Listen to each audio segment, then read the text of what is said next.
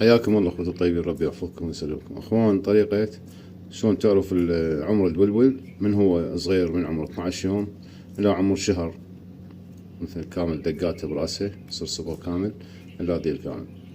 نبدي بيها اول شغله، نبدي بقياس الديل.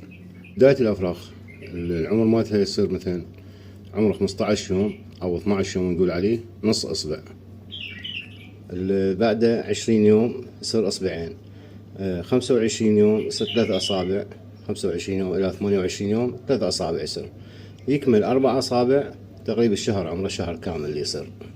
زين شلون تعرف إنه هذا أصبع ولا أصبعين؟ طريقة القياس، مو قياسك بالطول تقيس الأصبع، قياسه شكل مثل هذا 15 يوم، 20، 25 شهر كامل تبدي بيه. هذه الطريقة مالته، هو شهر و5 أيام الذيل يكمل، الذيل يكمل قفله مالته شهر و5 أيام، وحسب الغذاء مالته، اساس الغذاء الاساسي مالته زين يقفل الذيل ويقفل على الشهر و5 أيام. والدقات اللي بالراس، الدقات هذه تبين من بداية شهر، من الشهر الى شهرين يصبغ كامل